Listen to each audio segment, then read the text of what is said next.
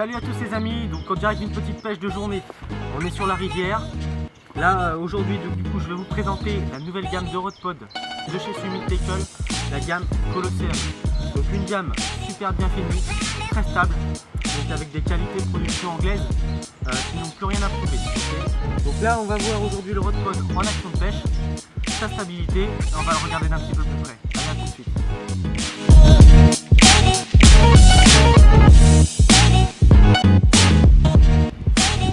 Donc à l'avant du Rodpod, on retrouve nos molettes de serrage qui vont nous permettre de régler l'inclinaison des détecteurs. D'accord ?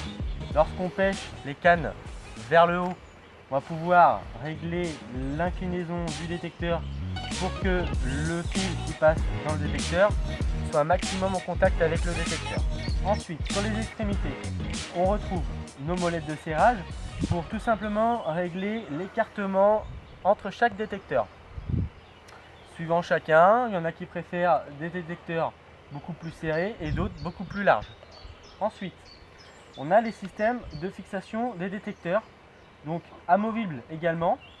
On va pouvoir, lorsque le détecteur, une fois serré dans le pas de vis, ne se trouve pas aligné au moulinet, on va pouvoir venir rattraper le jeu, donc en vissant cette molette.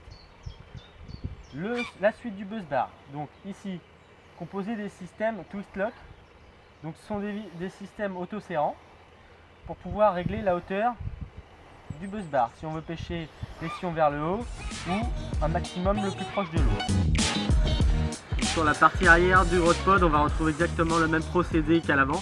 D'accord, les molettes de serrage pour l'inclinaison, les systèmes twist lock et les systèmes de serrage pour l'écartement des cannes. Summit Tackle a aussi mis au point une petite clé de serrage. On sait que l'inox est un matériau très résistant et très difficile à serrer à la main. Donc là, j'ai ma molette, je l'enclique donc sur les clés de serrage. À l'intérieur, il y a un axe qui vient parfaitement s'épouser avec la forme de la clé. Et ensuite, je viens serrer, verrouiller ou desserrer mon buzz bar. Ok, donc maintenant on va parler un petit peu stabilité. Une fois que vous avez posé votre Rodpod, donc les 4 pieds dépliés avec les bank sticks qu'on peut planter dans la pelouse, dans la terre ou fixer sur la caillasse, voilà, on a un Rodpod très homogène avec la petite vis de serrage centrale pour pouvoir régler l'écartement entre les moulinets et les détecteurs. Et quand c'est fixé, il n'y a pas de problème, ça ne bouge pas. Hein. On a l'avantage d'avoir un Rodpod super bien fini et super stable. Voilà. Donc c'est du Made in Summit Tackle, c'est fabriqué en Angleterre, c'est de la super cam et c'est fraîchement arrivé en France.